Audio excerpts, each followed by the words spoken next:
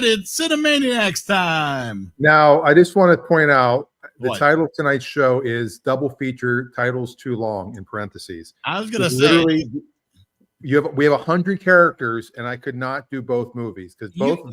you just had to get a little more creative. I think if you would have applied yourself, No, you who could has have time for figured that? out a way to combine these titles. No, These are some serious, lengthy titled movies, especially the one.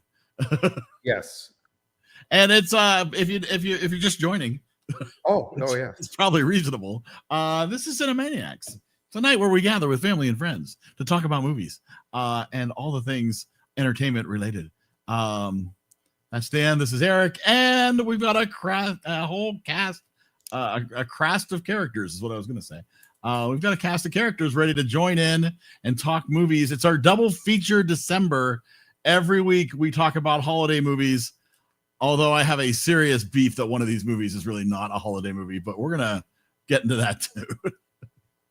Did we watch Die Hard by mistake? I'll defend Die Hard as a holiday movie all day long.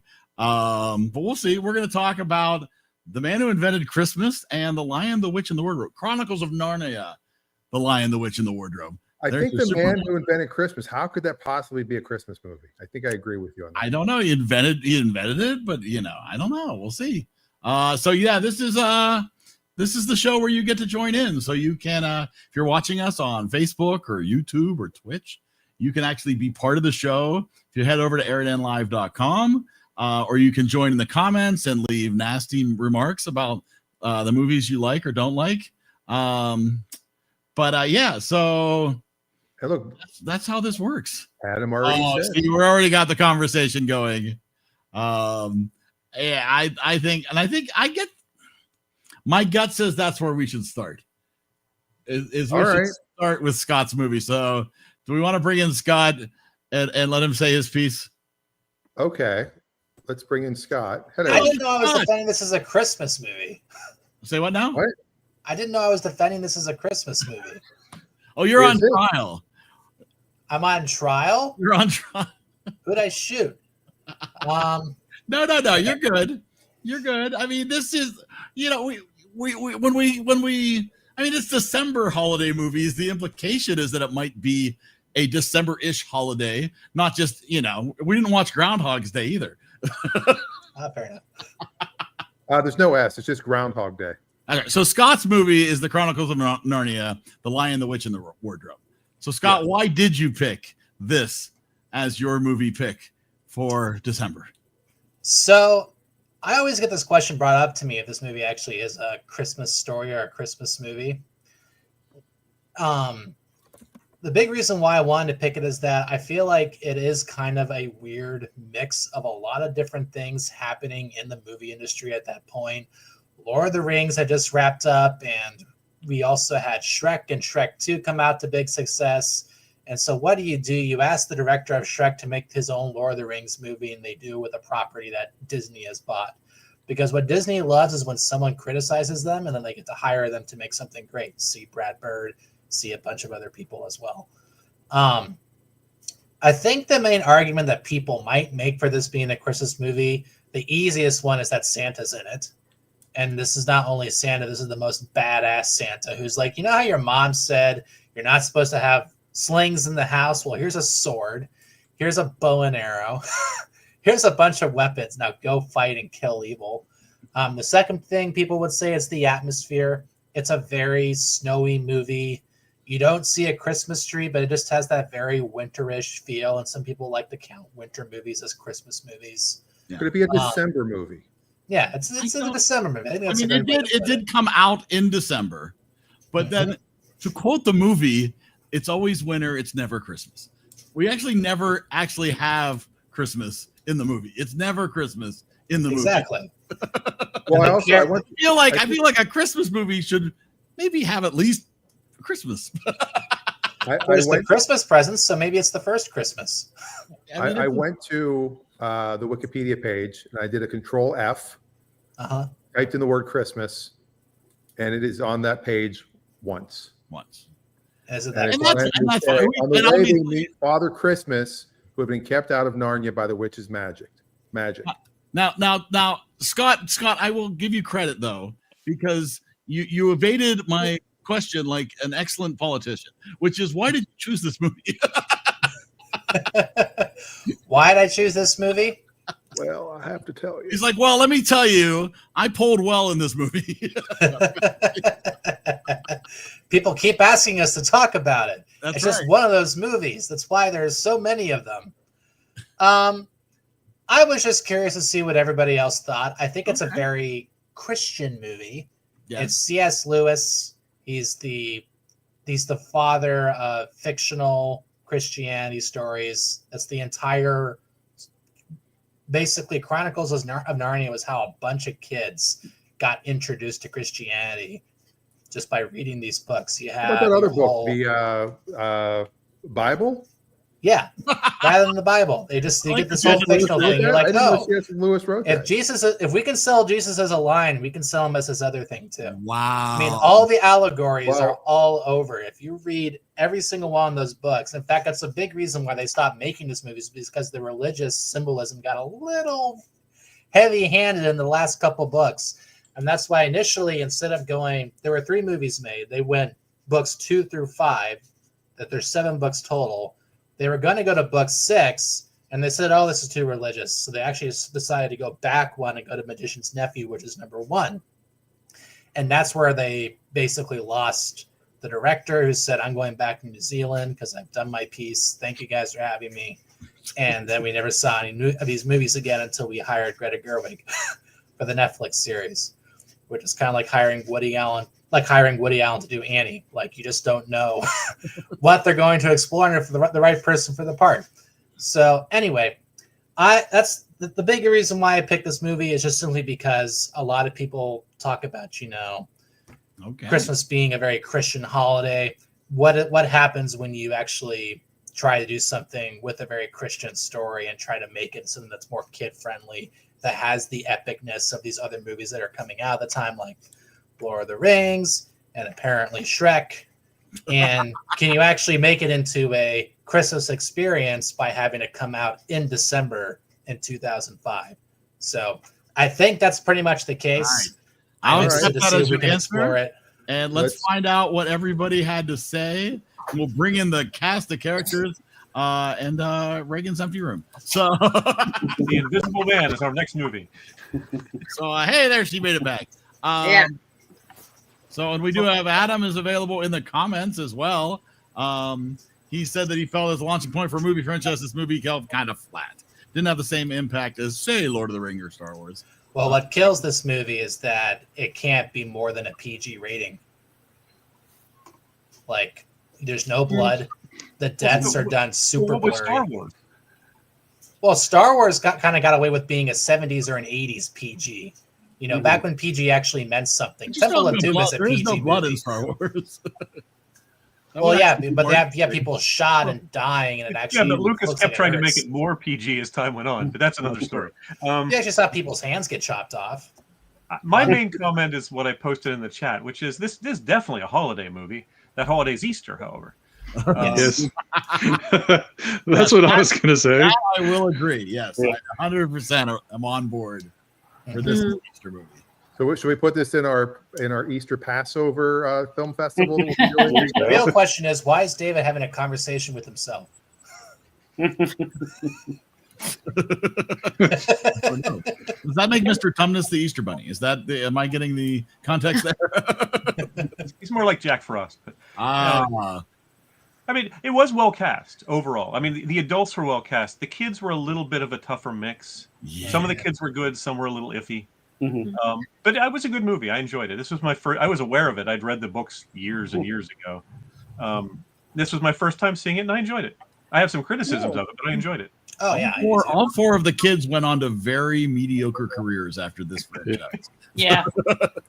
Well, because Disney Plus hadn't been invented. And the director didn't do them any favors either, because when you have a child actor works best when the child actor is reacting off an adult or even another child. When you put a child actor as the sole actor on screen and just focus on them, Very few actors can pull that off at that age. When they have Lucy sitting on the throne and smiling, and they hold the shot on her way too long, you can just feel her acting, going like, "I gotta keep smiling because I'm acting." When am I done? When am I done? Am I done? Keep smiling. We're not done. You just know she got yelled at for that once, and she just froze like, "Okay, this is me now." But Liam it's Neeson over. as Aslan, that was perfect. I mean, you hear his voice, you immediately go, it's Liam Neeson, but it works. It worked, except for that lion had a very specific set of skills. That lion had a heck of a lot more expression than anything I saw in Lion King 2019. How do you go backwards? Did you say Liam Neeson? Yes. I thought you said Liam Neeson. Yes, Liam Neeson. Yes. I want to make sure I didn't hear David Denzel wrong. Menacing character she often plays, but she's good at it. Oh so my I don't gosh! mind that at all. When Tilda Swinton doesn't say a word and the camera's just looking at her face and she's just staring right into your eyes through the camera, it is terrifying. Oh yeah, she has a huge screen presence, no question. Yeah. Yes. Yeah. But yeah, I think Adam's right though. It doesn't have the same punch because the battles are suffering. They don't really fight. They're trying their best to make something of it because they have this really slow fight choreography. So it kind of feels like Star Wars, but the camera motion is not as energetic as Lord of the Rings. And the Star Wars stuff, is super, super fast because they're going boom, boom, boom, boom, boom, boom, boom. It's a really weird way to fight, but it's entertaining. It did share one flaw with Star Wars, though, which is it was least convincing when they had the aliens in the Cantina bar in Star Wars and the bad Cyclops, bad ogre masks, horrible costumes on some of these actors. Right. CGI animals were great. Yeah. But the practical masks on some of these actors were just awful. Like that's CGI there. That's not quite as bad. But when they get to like the Cyclops carrying her in on the chair, oh man, that looked like something they picked up at Party City. And it's the brightest war scene I've ever seen. Colorful, tents around. It just it's not your typical war. I want to bring up something too, which I thought was really weird. I'm probably the only person who might have noticed this besides Dave, but this movie is also a World War II movie where they're trying to be super pro-British. They even have that classic, plane dropping bombs on the city shot, but it's the birds dropping rocks on the people below it. We've all seen that shot in movies before. But the way they design this battle, first of all, you actually come into the battle in the book because it's from Lucy's perspective.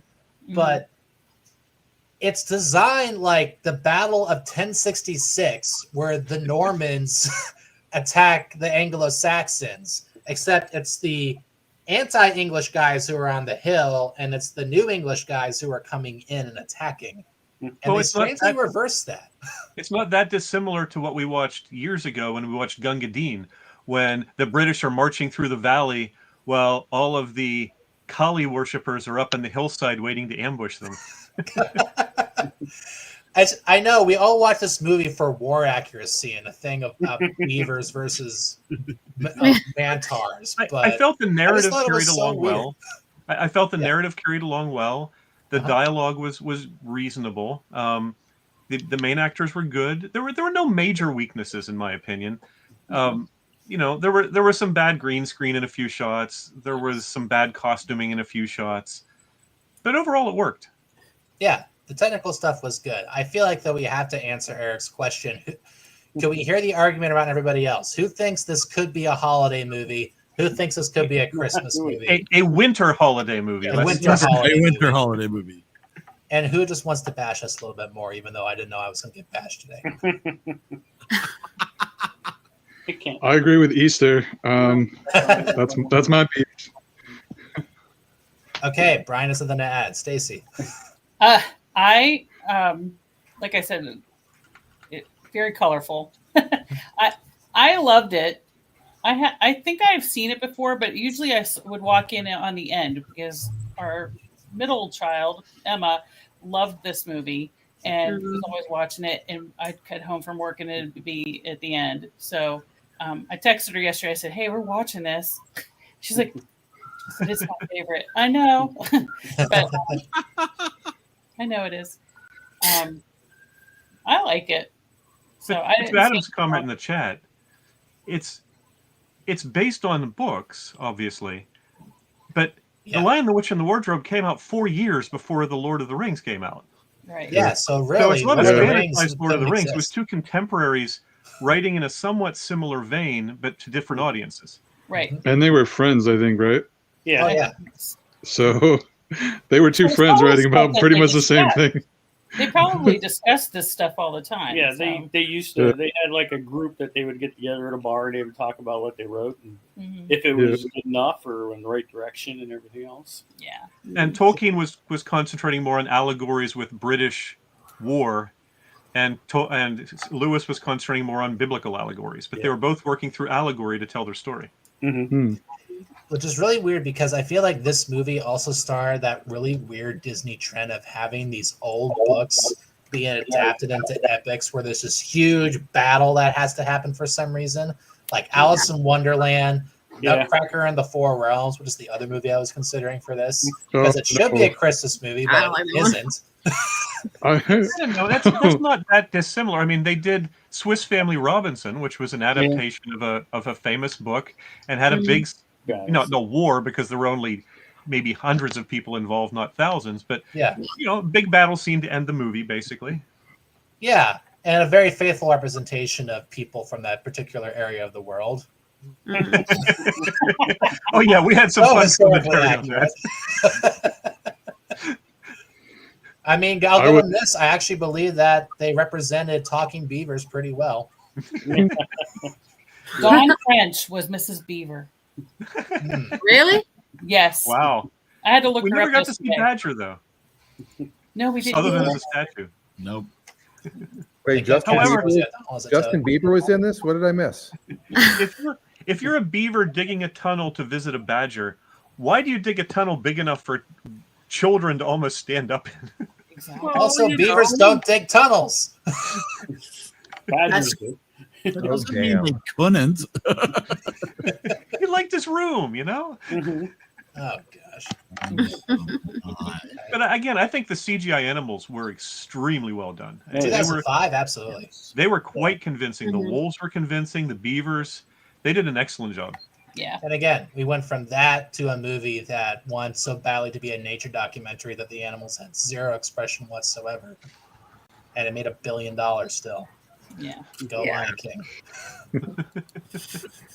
When I watch this movie, I'm very rude to Edmund like the entire time. Yes. My niece was getting the whole movie, you mean? I wanted to punch his face. I do. I get very rude to him. Yeah. Okay. But Edmund in the TV show is so much more punchable. Is he? The cartoon. Oh, I have to watch it then. No, I'm Susan talking is a bit about the annoying, too. BBC Narnia TV series. Oh, I've never seen that. Which is actually a bit more of a feel faithful bad adaptation. for Edmund for No. Not even a little. Like Flatting out everybody. He's When- that kid who sat behind you in third grade, thought he was all that, and you just wanted to punch him in the face. I mean, at first you don't blame him because he doesn't I realize. sat behind you in the third grade. No, no, you I didn't. That would have been funny if I had. I know. It would have That been. would have meant but I it wasn't also would have failed third grade. I actually think Edmund looks a heck of a lot more like He's a young, naive kid who's being duped at first, and you forgive him at first. Yeah. Yeah. But then once the beavers reveal the true nature of the queen, and he still just sneaks off to her. Yeah. And then that's out the rest of them where they are. Just no. Then you lose all sympathy. Yeah, no, he gets stabbed. Like, oh, my niece was so mad at me. Like, he gets stabbed and he's like moaning on the ground, and I'm like, yeah, serves you right. Yeah. He's like, Uncle, what are you? I was like, Remember, what's done is done. this is a Christian movie where C.S. Lewis said, maybe Jesus should have forgiven Judas. Like, I don't know. He was pretty good for 98% of his life. If you read the Chronicles of Narnia, then you read the Paralandra series after that, which is geared toward an older audience. Still a bit of a this is more of a kids series, and the Paralandra series is more a young adult series. But he draws similar parallels, but in different, more challenging allegories, and it's a really interesting read too. I would rather watch this than Passion of the Christ, which is also supposed to be the more adult movie. Well, the Passion of the Christ tried so hard to go over the top with all the blood and everything that it just The got CGI animals in that were not it believable. got too heavy-handed. Animals were harmed in the making of that movie. But the beavers were great in that. Oh, there's a lot man. more punchable kids in Passion of the Christ too. But that's And James McAvoy. Hey, Oh, yeah. James McAvoy. I know. That's a lot of shirtless James McAvoy. and a lot of Mel Gibson not acting. It was great. Wow. Where to go from there? Even Let's though I talk will about Mel challenge this Gibson. as a Christmas or / winter holiday movie, I did enjoy watching it. Yes. Yes, me too. It's fun for sure. Yeah, it's always fun. Yeah. I don't know. I don't think that it is. I think it's really interesting hearing. My mom texted me today because I was at work and she was like, "Oh yeah, we're doing this," because I was gonna get home earlier and I was gonna call her and she was like, "Oh, get on here," and I was like, "Okay, what are we watching?" And I knew it was like the Christmas movies and we said Narnia and I was like, "What?" like I had the spot where I was like, That was the correct reaction. yeah, I was like, huh? And so I think like I agree that there's like holiday themes and stuff in it. So I agree with that. But I think I have such a different perspective of this movie than everybody else because we watched it whenever we were around Lucy's age. Me and my sister did. And I watched it in the summer for the first time. And so we went running around outside with like fake stick horses and like stuff like that. Like we played this movie and it was in the summertime. And so I think to me, it's like, I don't see this as a Christmas movie or a winter movie at all. I see it as completely different. And I think I haven't seen it in about 10 years, like fully. But I was thinking a lot about it today and like, there's a lot that has changed in my life. Like, with my relationship with God that I can like pinpoint and be like, Edmund, I've been Edmund. Like I'm Edmund now in some cases, you know what I mean? Like we all struggle with different things. I'm pretty whiny, but we struggle with different things. And your mother wants to punch you in the face. No good. Oh. I want to, but I think Other like side of the world now. yeah, can't get me here. But I just think there's so many times where we are Edmund, where it's like we fall into this trap, whatever that looks like. And then we keep going back to it because it's like self-soothing or it's like whatever, like no matter what it is. And like we keep going back to it. And then Aslan, he still goes back to Aslan and he's just kind of like, yeah, like you're like, I'm there. It's like a forgiveness kind of thing. And it's really cool to see that where it's like, he's the one struggling and everything, but he can just go back and like be forgiven and have that. And you see with Lucy where it's just like, they talk about have faith like a child. And it's just like, she's the only one that's like living her best life the whole way through it, you know, like she's chilling the whole time. And so I think like, that's how we watched it. That was the first, and I think only movie, like I don't watch movies. Like I really love Star Wars and everything like that, but I don't watch those movies and go, wow, like that's really like, I feel like I'm in this world. And like, this was not only the first one, but the only one where I was like, I'm in this. Like you can feel like, it's just different. It's very different where it's like you have that wonder and you're just watching a movie. Like I've never felt that way watching any other movie. I don't feel that way during Harry Potter. I'm not like, wow, this magic. Like there's just, this is so cool where it's like, I don't know. There's just something so different about it. And I don't know if it is because it's based on that stuff. And like Harry Potter, it's like wizarding. I'm like, okay, I don't know what that means, but you tell me that there's a spell on this. Cool. Like, you know, like that's how I am. But with this, it's so different where it really is. You're not supposed to understand in that area. And it's just so cool. And I think for me, like I said, it's just, I watched it in the summer and we got to like run around and play this movie. Like we got to play the characters. We got to do that. And I think for me, it's like, no, it's not a winter movie. I can see, I'm not arguing against it though. Cause I can see where some people would feel that way. But I don't know. It's just cool to like to hear everybody's perspectives. Cause it's like, I have such a different one. I have such a different perspective of it in that case. And it's just like, I don't know. I do really like it. You saw as a kid always have a special place. Yeah. Yeah, definitely. No, it's all fair enough. And again, like some people probably felt the same way because this movie did not make a lot of money when it came out in December. Yep. They were all fried. They were like, I'm done with big epic movies. I'm done with Star Wars. let's do superhero movies now. To one of Reagan's points, though, Which I still did big feel- epic movies. I did feel they did a good job of world building, and it really did feel not in every single scene, but lots of the scenes did feel very real in a way that certain movies, like the first Matrix movie, feels that way. You believe this world, dystopian and weird as it is, you believe it, and there's certain movies that capture that well. Yeah, that is a Atmosphere, Christmas yeah. movie. So when Disney was preparing this movie for release, we took the girls to Disney, and we went to, I think it was MGM Studios back then, and we went into this thing, and it was going to be about this movie, and we're like waiting and waiting and waiting. We go into this room, and it's snowing, and then the White Witch is there. She looked real. Oh, it was terrible. and then we think we're going on to a ride or something, and we walk through these doors, and we're back on the street. It was a commercial. It was a commercial for this movie. That's awesome. That's how good Disney is. Yeah. We were a little disappointed. The lamppost was in there. I mean, Who here ever read the books? This was the third highest grossing movie of 2005. Wow. Crazy. Where are the other ones? Yeah. Somebody shaving? Fire's done. Not me.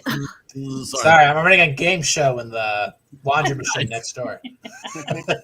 Nice. Because I also feel you have a very different perspective on movies when you've read the book first. Oh yeah. Oh yeah. Mentally, you're always sort of comparing the movie to the book sometimes, and it's hard. In this case, it's been so many years since I read the books, I was able to not have quite as much of that, but it is a problem sometimes.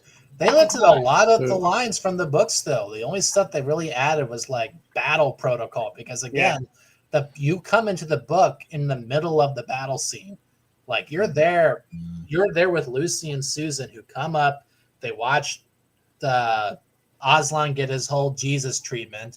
Everyone goes away, and they come over and start crying. Then Aslan comes back, and they fall and they release all the frozen animals, and then they go, and the battle's already like halfway done. Actually, the scene that hit me the hardest emotionally was very early in the movie, was and keep in mind the first book of this came out in 1950, only 5 years after World War II ended.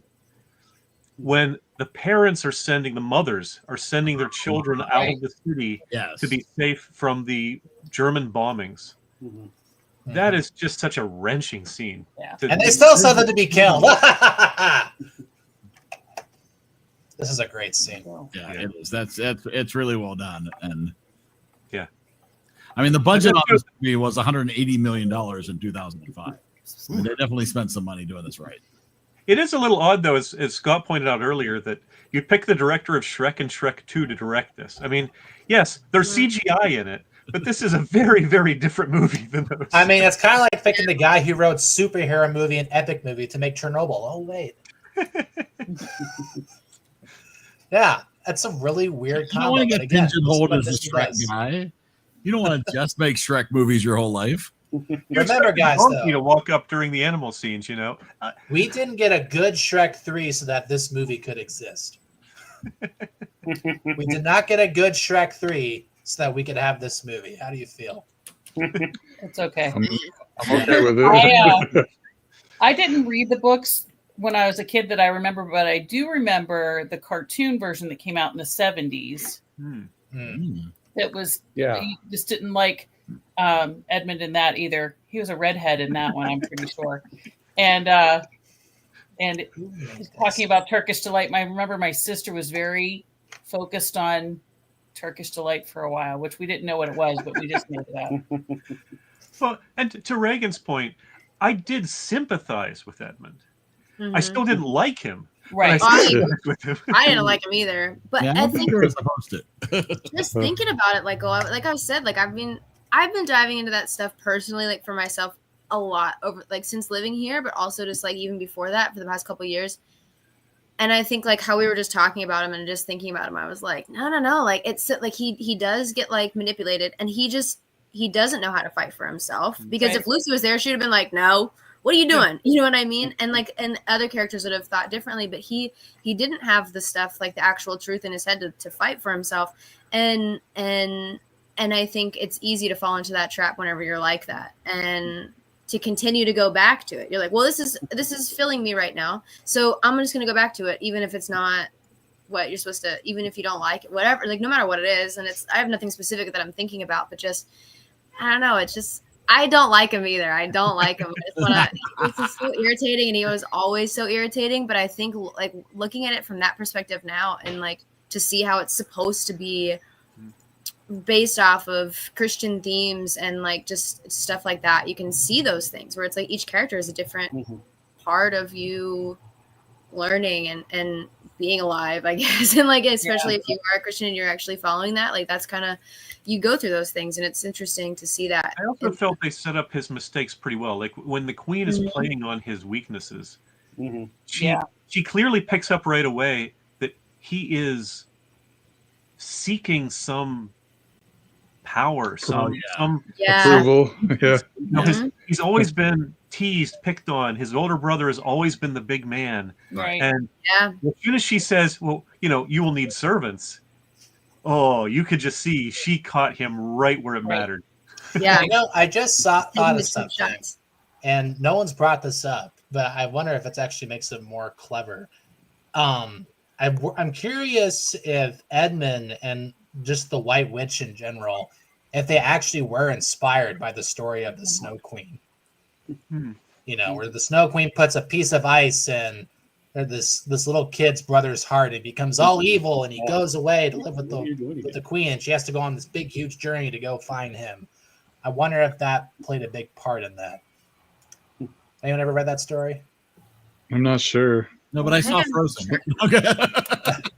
Well, if you guys want to see... If you guys want to see an Edmund that looks like a cross between Ralph from The Sound of Music and Scar Farkas from A Christmas Story, I would watch the Chronicles of Narnia BBC series. I just put a link in the chat. Cool. I think this is still the best version of this story, but most people are going to be familiar with the Narnia version that Disney put out, just simply because the effects are updated, the music is better. And it's still a relatively faithful adaptation while trying to keep up with the trends of what cinema was doing at the time. But the BBC show is much better. It got nominated for a bunch of awards, including an Emmy for Best Children's Series. What year was that from? Check that out. Huh? Do you know what year that was from? 88, 88. Early 90s, something like that. Wow. All right, so final comments on Narnia before we move on to our second movie. Anybody want to say any last bits about the movie? Anything they wanted to discuss? Just one. When you're walking across thin ice, don't all bunch up together. It's really not that was so dumb. The music's really good. Listen to the music as an ambience. You could get a lot of studying done. I wouldn't know. Yeah. Maybe I will. Well, that's what I was just going to say. So I do have to go, but I'll have to watch this movie again because I haven't thought about it in a long, long time. I'm just going to watch the sequels. It's been a long time since I've seen any of them. Yeah. I think I probably will end up watching the sequels. Maybe at Easter. We'll see. Are all three on Disney Plus now? I don't know. Yeah. When you watch the sequels, do your best not to think of the Horse River in Fellowship of the Ring when there's the final battle in Prince Caspian. Do your best. You will still see it. And you'll be like, good job, Disney. You follow Lord of the Rings. You knew what we wanted to see again. Yeah. Good job. Awesome. That's all I have to say. All right. Let's move on to our second movie. Let me see how Adam did that last comment. It was so not something I'd watch again or the sequel. So there you go. Adam is done with his watching of Narnia. Okay. Now we are going to move on to Stacy's movie. Yeah. Man Who Invented Christmas. Yeah. From 2017, Stacy, why did you choose this movie for us to watch? Because it was invented by a woman. What? That doesn't make any sense. Anyway, because Wade and I a couple of weeks ago were flipping through our apps, and I said, "Oh, did we watch that? I thought we had watched it already. We started it to see if we hadn't, but some of it was familiar, so I don't know. Maybe I slept through half of it, but we watched it, And I liked it. And I said, "Oh, we should do this for the movie show." And I just plugged it in. Excellent. Yeah. Excellent. So you just recently saw it for the first time. Yes. Yeah. Nice. Yeah. We Nice. killed Was this Dan. anybody else's first time seeing this movie? I mean, I also saw Finding Neverland, so it's technically my second time seeing this movie, but I still thought it was good. Okay. Yeah, this was my first time as well. And I was pleasantly surprised. I didn't know what to expect. Right. I think Christopher Plummer is excellent. It took me a while to figure him out. I had to Google, who is this guy? Who's Christopher Plummer? Well, I knew who he was, but I didn't know who the guy was. Van Trapp. Yeah, that's him. But I went, oh my gosh, it's Christopher Plummer. And Wade goes, who? I'm like, Fair enough. The hottest man on Instagram for a little bit. Oh, And then yeah. Jonathan Pryce is his dad too. Is an actor you Yes. see in some really good stuff. Yes. Yeah. I absolutely. I've always loved him since he did this. I was looking over some reviews, and one of the less than positive reviews about the main actor Dan Stevens was nothing against Stevens, but much of the role could have been performed by a Cocker Spaniel. Wow. Nothing against, huh? I thought it was that was oddly specific. Not a but no, beagle. No, Cocker Spaniel. But I mean, Jonathan Cockerfield, right? that's right, exactly. I mean, it's an interesting way to still have the story, of A Christmas Carol sort of woven within the telling of how A Christmas Carol was written, right? Like I love it's a unique take. I thought that was kind of a nice way to handle sort of having both stories in one. Well, I loved that aspect of it because I think that's how a lot of writers do their work. They have to be immersed in the world they're creating, and they need to have their characters talking to them, and they do have their characters talking to them, coming to life, and then writer's block, and then you're just stuck, and what the heck, and then you're interrupted because kids need to be fed, or I did get a little tired of every time you get in the groove, someone knocking at the door. I know, and I'm You like, feel his frustration. I loved that. Well, his cell about phone it can't ring. because I You just can't get an email. when I did right when I used to write, that's how it would be. It'd be like type and then boom, and you're like, oh come on. All right, yes, I'll feed you. But Yeah, I'll feed you fine. Well, it is Reagan, so. well, there were 3 of them, so Yeah, I totally missed this in the theater. I didn't really, I remember when too. it came out, but it came and went fairly quickly, as I recall. I think so. I think Yeah, that's I don't true. remember it at all. It's And Dan Stevens was Downton Abbey and was just left that show and probably around 2016. Or as they call it in Pittsburgh, Downtown Abbey. Yeah, I know. It's a sad case for Christmas movies that come out nowadays. The ones that actually make it are usually on streaming, and they usually have nothing to do with Christmas, just super hot men. And this did not have that. So perhaps it was doomed not to be a huge success or on anybody's mind. Yeah. From what I read, it was reasonably accurate. I mean, it's any fictionalization, they're going to have to take liberties, but there was a lot of truth to this. Right. That's what we said, Adam. I like when he was like, "Oh, Marley with an E." Oh, and he starts writing it down. Like, Yeah. That's the kind of flow love I his like. name list. I was like, oh, Solo. Well, just a Han Solo. Here, give me a Han. I'm Solo. Okay, but there's a freaking short like that was made by a USC student. Have you guys seen that? My mouth's kind of dry. You got any lightsaber? You guys have to lightsabers? watch this short. It is amazing. It is literally about George Lucas writing Star Wars based on all these college students acting like the characters from the movie. It's like the most famous USC short ever made. Fight on. We need a link. Oh, for goodness. Okay. find it and put the link out. Well, yeah, but keep in mind, Luke's original name was Luke Starkiller, so don't forget. Okay. That's It was. Oh my gosh. very fair. That makes so much sense now. there is a group that comes to our library con dressed as Star Wars characters, and they're called Star Killer Garrison. And I'm like, what the heck is that? See, now I know. Thank you, Dave. Wow, That's hilarious. Here it is. It's called George Lucas in Love. I've heard of George Lucas in Love. Is that like Shakespeare in Love, but with less Gwyneth Paltrow? And good. I'm guessing back in the day you didn't have to worry about rights to names, because he's like, oh, Marley, I'm putting that name in there. But it's a parody, so you can do that. Yeah. It also is true. You can actually buy. It's not even that expensive, like $20 maybe. They sell facsimiles of the first edition of A Christmas Carol that you can buy that are very accurate. Oh, wow. You need a fax machine? What do you mean, Dave? What do you mean that they're very accurate? They're very accurate facsimiles of the first edition.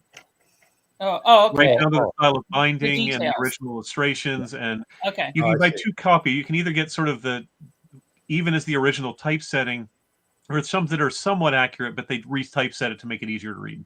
Oh, okay. Interesting. If I could have gotten one in time for the show without paying for the nose, I would have. Has anybody ever read Christmas Carol, or have you only seen it? I have. You have? I haven't read the whole thing.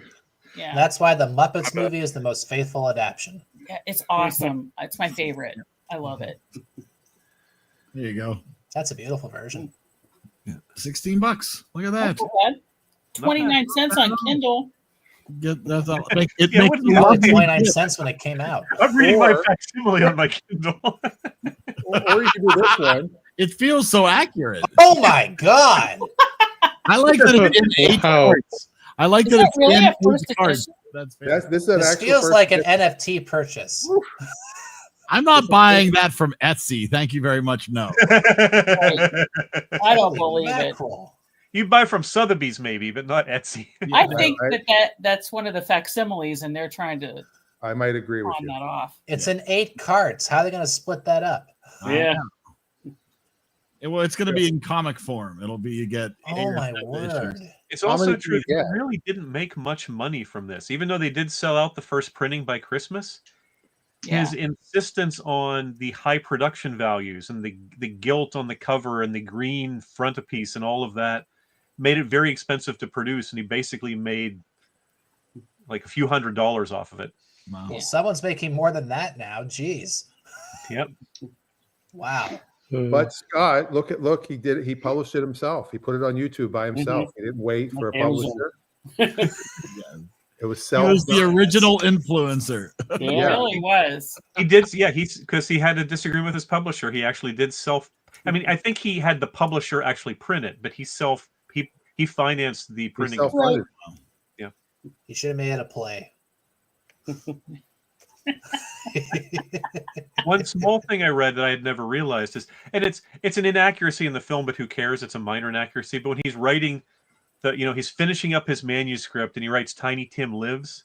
Yeah. That's not accurate, because when he turned in the manuscript, that was not in the manuscript. They changed that when it was starting to be printed.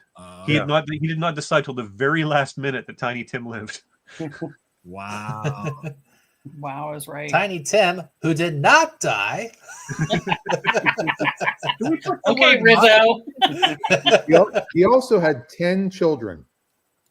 That's crazy. 10 kids. But were they successful? I think 7. And he was another way he was a forerunner. You hear about performers these days that reserve seats for lower priced and for local people to buy the tickets and don't sell them all through Ticketmaster. When he was in his later years and he was doing live performances of his works, he specifically reserved blocks of tickets to be sold at quarter price so the working class could afford them. Oh, wow.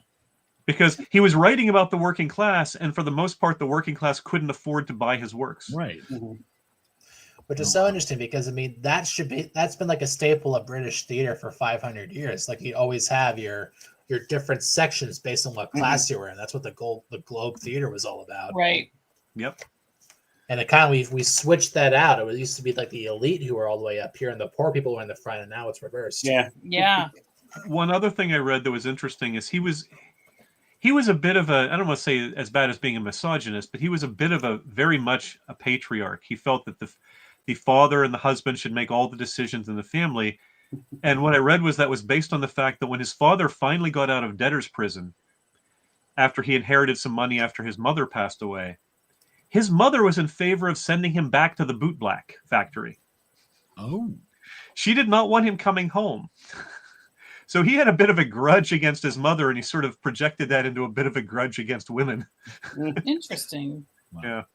Adam does like the Patrick Stewart and George C. Scott version of A Christmas Carol, and Scrooged, which, if I it happened again. It's locked up. Now we have kiss lips. Yeah, that was not a good look. I personally like the Alistair Sim version best, but yeah. Dan's kind of saying, Dan, you you're got back. some good Wi-Fi going on there, Dan. Dan's early YouTube. Yeah, Dan is Potato Vision. Yeah, Adam, the Muppets one is very good, and you have Michael My Caine. favorite. Yeah. There are so many versions of A Christmas Carol. It's Yeah, of course. I kind of stopped watching them for a while. We could do a whole December just of double features of Christmas Carol movies. Yeah. Oh, we could do so many. Yeah. You could do a whole 2 Decembers of how they make poor versions of them that aren't A Christmas Carol, but are. Yeah. Oh, yeah. Another favorite is the Mr. Magoo Christmas Carol. I was just going to mention that, Stacey, because I have a real fondness for that one. Yeah, that was a good It has the best music of any musical version of it, in my opinion. I agree. Yep. With razzleberry dressing. Oh, wow. That's so funny. Yep. I'll bring up this comment just so Dan can do his Michael Caine impression. Oh, it does, yeah. Michael Caine could fit into any role. Michael Caine.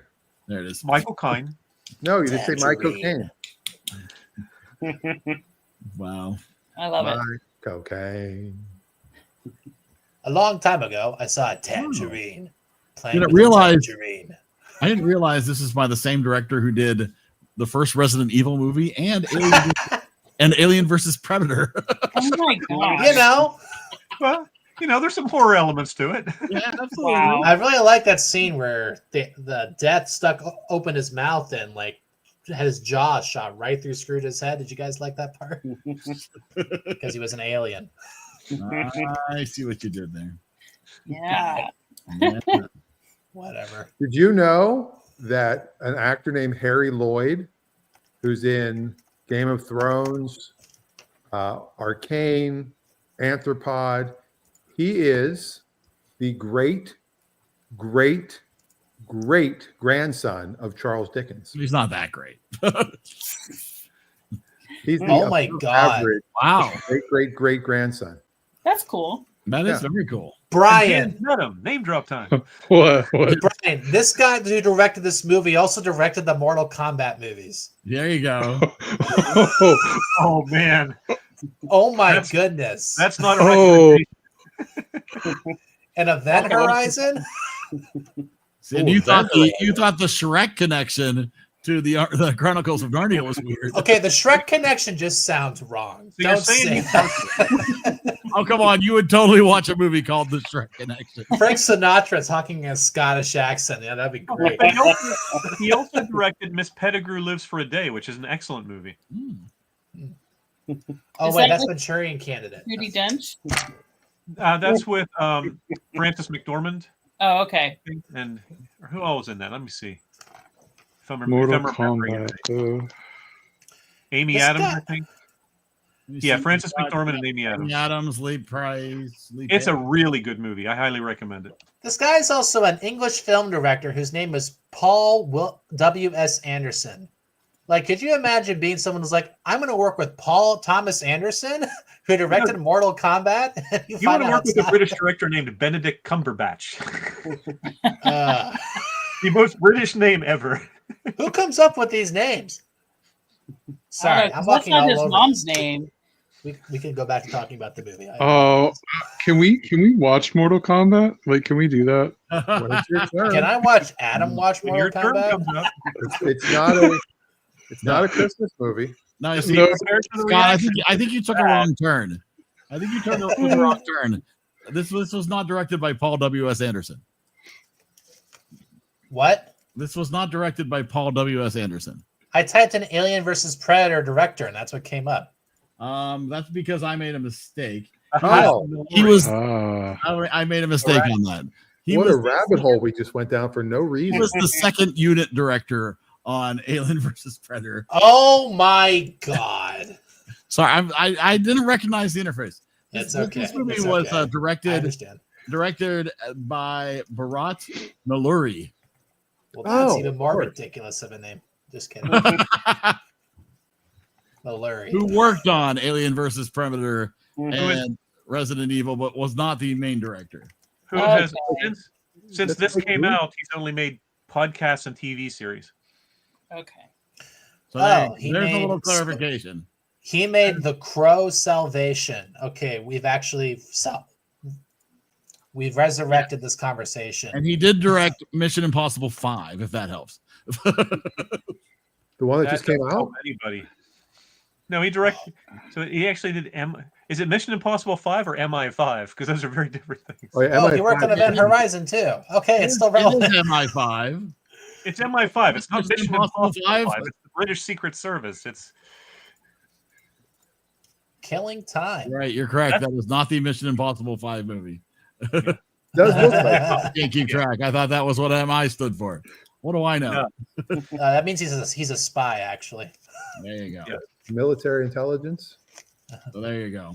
Ministry of Intelligence. But he did do, as discussed, Miss Pettigrew Okay. lives for a day. So, That which is a checks very, out. very enjoyable movie.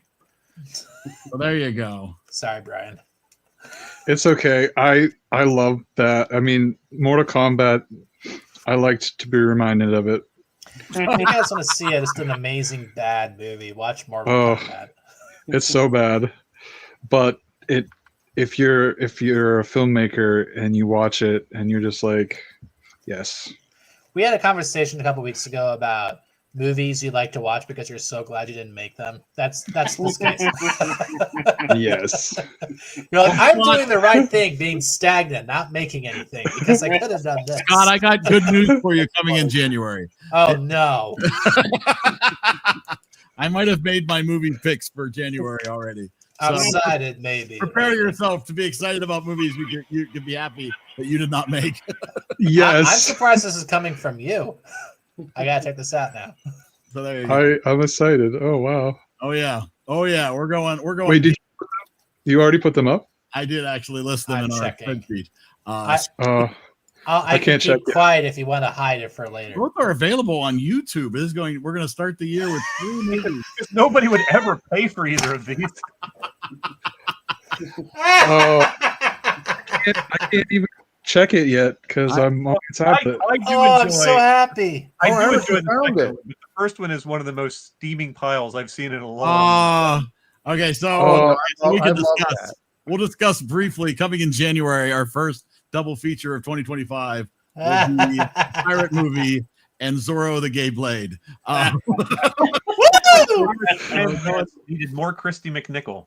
All the way to 1981 and 82. Pumping Movies- and blowing, Eric. Pumping and blowing. Movies that I've easily seen 50 times each. I mean, Oh my gosh. I don't know about Zorro, but the pirate movie, I'm on board. I've with. only seen a pirate movie once. Zorro Feels sounds like I've like a freaking cartoon. It's gonna so be yeah, great. you know. Could we prepare substitute yourselves. Mortal Kombat instead? No, I don't know. I feel like Have you seen Mortal Kombat though? Yes, I have, and it's awful. Oh. And I would watch it 10 times before I'd watch the pirate movie again. Because it has a great theme song. how about that? It's a banger. Wow. I mean, but it's enjoyable to watch a Freddy Got movie and Fingered, is he talking about? what? Yeah, I'm not sure I'm- about the Tom Green movie he's mentioning here. I assume it's Freddy Got Fingered, which was probably one of the worst reviewed movies of all time. I'm not Huh. surprised that Adam likes that movie. I've never seen it. Don't Um, bother. Just as you think, Adam. Adam, you just have, you're gonna have to wait and watch the movie. Yeah. This movie is it's not simply subtle, Adam. fabulous. It's not subtle. Movie stars Richard Yellow like Simmons, a banana? Richard Simmons, Paul Lynn, and Wait, Charles Nelson. I really- You And a really soundtrack should have by done a the double Spice feature Girls. Zorro the Gay Woo! Blade and Love at First Bite. Oh, you see, to me, Love at First Bite is not as magical. Oh, really? I mean, I love Mask of Zorro. I would watch that. Well, Can we make January just like crappy movie month? hey, these are excellent movies. I've never seen them. I will die on this hill that we are starting. Stacy's on her phone, which means that you're And lying. you will not rise again in 3 days, Eric. No, I'm looking up Zorro because I'm trying to remember if I've seen that one. George Hamilton. I'm sure you have. I do enjoy Zorro, the game played. It's fantastic. All right, so that's coming. More importantly, next Monday. What is, selfishly one of my favorite double features of all time is going to be Santa Claus is Coming to Town and Scrooged. So, all right. Santa Claus Coming to Town is available on Prime, Hulu, and YouTube. Scrooged is on Paramount Plus and rentals elsewhere, according to the note. Oh, look at that. Oh, man. Of course. If only it was on Blu-ray. Yeah, somehow that's never happening. Look how gay, happy he is. Look at That's that. what we're talking about, Adam. Adam, this is the movie that we're watching in January, is the one with George Depp. It's going to be called Zorro the Tan Blade. I see what you did there. No, it's Zorro the purple like a Curious. fly, Hey, yellow you're like a making banana. Tan because he's really tan. I see what you did there. That's awesome. All right. It And is, sure, and it's always charming. it is very charming. This conversation went off the rails. We were Yeah. definitely way off the rails. So prepare yourself. That's coming in January next week. Santa Claus is Coming to Town and Scrooged, and we still have time to do some recommendations. Was this All a right. movie? What was that? Was it a Christmas movie? The Man Invented Christmas. Yes, Yeah. it was. I don't know. All right, who has recommendations? Anybody want to recommend? I'll start with what I talked about and Adam talked about in the offline chat on Facebook, and that is Super Slash Man, the Christopher Reeve story. Oh, Holy cry fest! Yeah. It is so good, and they even talk about a little bit of Somewhere in Time, which is kind of cool. Where is that streaming? Is that on That Max? is on Max. Okay. And then as soon as you're done, the first recommendation is Superman the movie. So I started watching that last night, Jeez. and I realized Christopher Reeve kept making fun of Marlon Brando for like just phoning it in, and he keeps switching between Krypton and Krypton. It's like they didn't correct him. Planet Krypton is going to explode. You have crimes against Krypton. I'm like, which is it? Krypton? Definitely not Krypton. Krypton. I actually heard it's pronounced Kryptone. Keep Yeah. in mind, this was late Brando. He was just phoning it in for everything he was doing at this point. That's probably true. It's like, I'm the Adam greatest made a actor ever. comment. Who cares? Adam made a comment that was slightly off. He didn't lose siblings. He lost a mom, a dad, and a grandmother. But they were all related. It was a very interesting family. Right, but they're not siblings. Siblings They are didn't grow up brothers. in West Virginia, Scott. Oh, okay. Right, siblings are brothers and sisters, if I'm not mistaken. Unless That's Super Slash Brothers. Okay. Oh wow. I'm my own grandpa, you know. Something like that. sister, cousin, aunt. Yeah, How A long lot of people is died in the explosion on Krypton. an hour Keep it so 45. an hour 45? Hour 45. It's just very sad. And his sons are both his sons and his daughter are in it. They talk about the foundation. They talk about what they've done. Adam said the wrong term. Yes, I think he made relatives, 3 close relatives. Yeah. That's His son, who looks a lot like him, who looks a little bit more like Dean Cain, which is weird. But his son,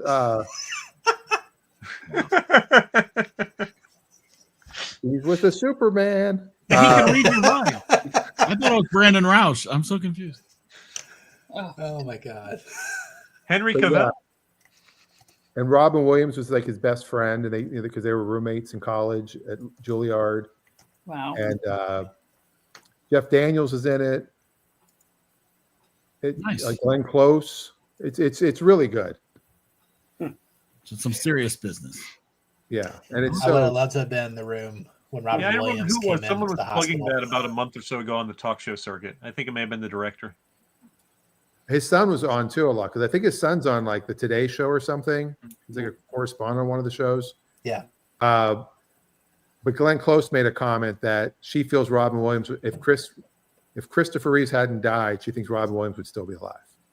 Oh wow. Yeah, like he lost his soulmate. Yeah. Well, yeah, he was the guy that Robin thanked when he got his Cecil B. DeMille Award. Last thing he said was, hope you're doing well in heaven, and 1,000 sweet angels sing thee to thy rest. He died 2 years before that too. Like they were really close. Wow. Mm-hmm. I don't. That's so funny. I've never known that they were friends, and it's very roommates. It's just it doesn't make sense in my brain. You know what also doesn't make sense? Mork from Orc and Superman from Krypton. Well, the guy with the incredibly the guy who for years was a massive cokehead. So yeah, you had an opportunity, Tim Burton, to cast Robin Williams as the Joker and do your freaking crossover with Superman and Batman. How awesome would that have been? Yeah. Robin Williams as the Joker. Yeah, he was up. And then Jack said, "Okay, I'll do it." Wow. There is one line. I forget who it was. I think it might have been Christopher Reeve's wife, Dana, that they were Christopher Reeve and Robin Williams were like walking. No, it had to be. It was Christopher Reeve's first wife. They were walking, and they're like, "Oh, nobody knows who we are." And like everybody's like, "Oh my God, is that?" It's like, yeah, and he's like, "Yeah, it's Superman and Mork." And Popeye. Should have put on the glasses. He'll be fine. Well, that's good. Then as I started watching Superman, I realized too, I don't know if we talked about this when we watched it, but there's a really big time discrepancy problem. Because as he's traveling in his little pod from Krypton, he's giving him all the history of Earth. Is that near Crafton? Reels, and they're talking about everything that's going on Earth. But then when he's 18 and he goes to the Fortress of Solitude, he goes, thousands of years have passed, of Earth years have passed since, I died. It's like, wait, thousands of years have passed since you died. How did you get all that information? Dan, watch Interstellar. He was in a black hole. He stopped through Krypton. Yeah, he was actually in some backstage thing pushing books through. He was. I thought he was in a mirror. That possibly could be. All right, I have. There we go. Oh, I'm interested to see what you think of it. That's a looking forward to recommendation. Please watch the original first. It's on YouTube. Yeah, Eric. All right, I have a recommendation here. I'm gonna get you through a story of how we get to this recommendation, which means there are a lot of musical holiday specials to choose from, God. and I'm gonna rank 4 that we've watched very recently, from worst to best. Okay. So starting with the Jimmy Fallon Holiday Season Spectacular, completely unwatchable. Worst green screen you've ever seen in your life. It is just sad. Even with Dolly Parton and the Jonas Brothers, it's terrible. Justin Timberlake could not save this thing. It was. Well, it's going to be bad when you have the word spectacular in it. It is spectacular. So that's NBC. Going over to Max, you've got Carrie Underwood's My Gift. This is the oddest concert performance with no studio audience. It's ridiculous. It's just her and the band playing, but they're talking as if there's an audience. Really super strange. Still better than Jimmy Fallon hamming it up. She looks like Tilda Swinton in Lion the Witch in the Wardrobe. It's from 2020, Eric. That's why. It's not new, but it's bad. It's during the pandemic. Yeah. It was during the pandemic. They could have done something. All right. This year's Christmas at Rockefeller Center was actually quite good. There were some actual live performances amongst all the lip syncing. So, you get the Rockettes, you get lots of Kelly Clarkson, pretty enjoyable, not bad. And last, the thing I'll recommend that none of you will ever watch is the Sabrina Carpenter a nonsense Christmas special that's on Netflix. It's actually really excellent. Super fun, super cheesy. We had a really good time watching it. How tan did she get?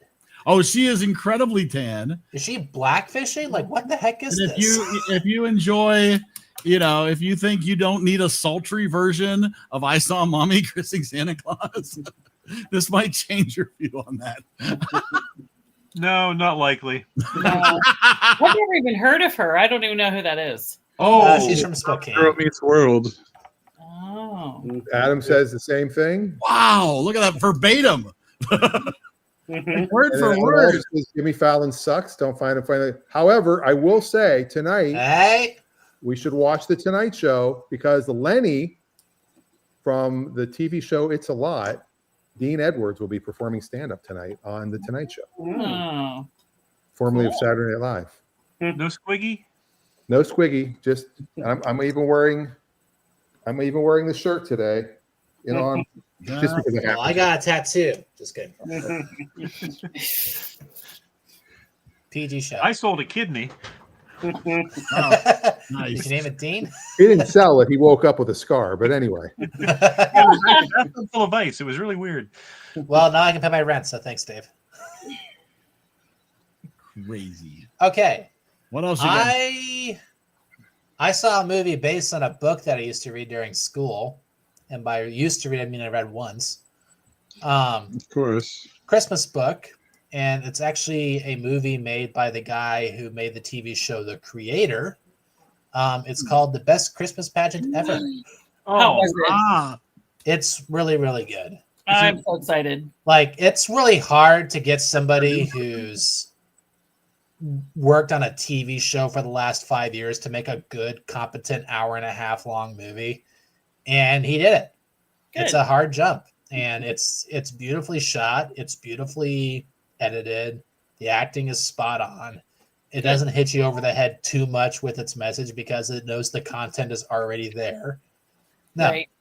you could have walked into a Baroque church and you walked into a Puritan church instead. It's great. You should watch it.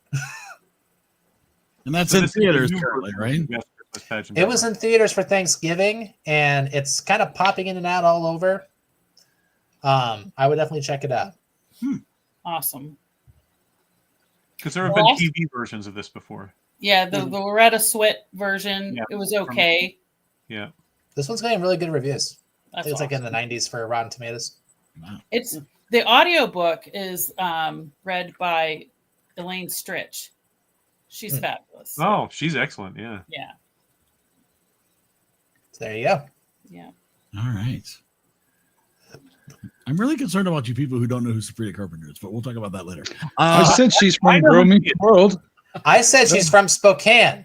I don't say you have to like her. I'm just surprised. Well, I didn't meet her when I was in Spokane, and I haven't seen Boy Meets World in decades. I think I was overseas then. I know. You know, Not, you not people Boy who Meets don't World. listen to pop Girls music. Meets World. You people who I'm don't double listen checking to make pop sure music. I'm right. When was that on? Okay, god damn it. She's from Quakertown, Pennsylvania. I don't know this person. I didn't meet her there either. That's near Philly. That's funny. That's the All other right, side. any other recommendations? Anybody else? Probably the same high school. What's his face went to from the show? Had a 2.5-hour movie plus another movie to watch this week, so there wasn't time to watch anything. That's That's fair. Jenkintown. That is also fair. Will the Quakers. All right.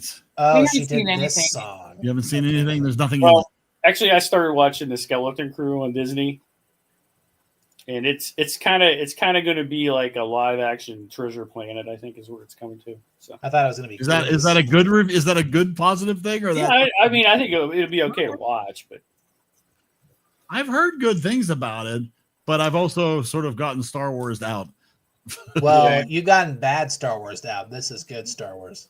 Yeah, but it's Apparently. been so long. I don't know. Yeah, I if mean, can- it's not really.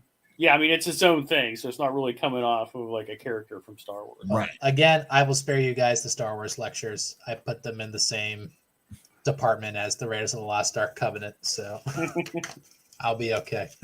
Are you sure about that? I need a whole podcast to talk about everything I'm upset about. It's Oh okay. my. So I've never seen the 1922 Nosferatu. I saw the 1979 Werner Herzog version. Oh, Dave, it's in the Beaver County Library System, the 1922 version, or at least it was. and then it Yeah, mysteriously it is. vanished. They showed that during when I was in college. They would have a free film weekly in the one lecture hall, and Nosferatu was one year.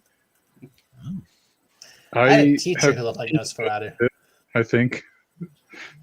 What'd you say, What was that? Brian? I said I've seen most of it. Yeah. I don't know if I've seen it all because You sometimes don't know how it ends. I mean, I don't as, As far as scary horror, silent horror movies go, I still think Cabinet of Dr. Caligari is still better, but it's a scary movie. Dan, I always thought that Steve Fogel looked like Nosferatu. Ah, yes. He did good in that. Well, Adam does have a recommendation of the new Indiana Jones game that's on the Xbox. I have no idea. I saw some things. I didn't know if it'd be good or not. Wow, I might have to check that out. The I great read a Serpent. commercial You script can for get that. it on PC as well. I haven't though. All right, I will count this as the 5th Indiana Jones movie. You can't change my mind. You really didn't like Temple of Doom, huh? Eric, I stop at 3 and I try to forget 2. I will make a great circle around that comment. I think so. I'm Yeah. glad you highlighted it. I appreciate that. Fantastic. All right. Well, if nobody has anything else they want to share, anything else they want to dance or do, or all right. So very important next week. Please make sure you join us as we're going to talk about what I think is the best Rankin and Bass stop motion special, which is Santa Claus is Coming to Town, and Dan's choice. Oh, it's very small. Small. Nice. Very respectful. There you go. So make sure you watch both of those. You know, not full length double features. Should be easy to get both movies in, Brian. No, I'm kidding. How'd you find a special where? So you're only talking about 2.5 total. How'd you find 2 movies where both characters have the same mouth?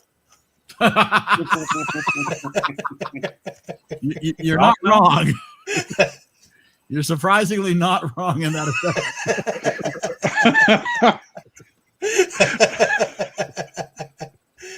That's like his Pokemon evolution. I would strongly disagree that that's the best Rankin Bass, but we'll discuss it next week. Yeah, we can strongly disagree next week. Dave has strong feelings about Lord of the Rings: Return of the King. You know, the stop motion at Rankin Bass, because he did so many holiday things. He's got some good, some bad, and some in the middle. Yeah. I will say this though. They were playing it on NBC. They were playing it just a couple of nights ago on NBC, and the restoration on the copy they were playing was amazing. Wow. Like it looked really good, like of Rudolph, you know, and it did look. It was very impressive. It did occur to me the other day should that look really bad. if they tried to make Rudolph the Red-Nosed Reindeer now, there is an entire class of people that would claim that it was a woke special trying to denounce, you know, trying to advance. Oh, who's the abominable snowman supposed to be? This big white guy? Are you saying it's not? That's why I like it. He's a minority, so he's automatically better. The only person who's a minority is the snowman. He's the last of his kind. You don't know that. Wow, there's the sequel to Rudolph the Red-Nosed Reindeer. Well, there you go. There is actually a sequel. It's terrible. All right. Rudolph Shiny New Year. Yep. Oh, that's rough. That's a rough one too. It All is right, a we very will rough talk about Rankin Bass. We will talk about Bill Murray. We'll talk about how much you cried at the end of both of these movies because they're so touching and unbelievably heartfelt. I'm gonna watch them simultaneously. You could, but then your eyeballs will explode from the tears and emotion. Well, that when you will be realize their mouths are up. moving in sync, it's really. And let us know in the comments which misfit toy Adam most looks like. Nice. All right. We'll see you back here next Monday. Dan, are you ready? Yes. Yeah, are you awake? All right. Press the button. Bye. Bye.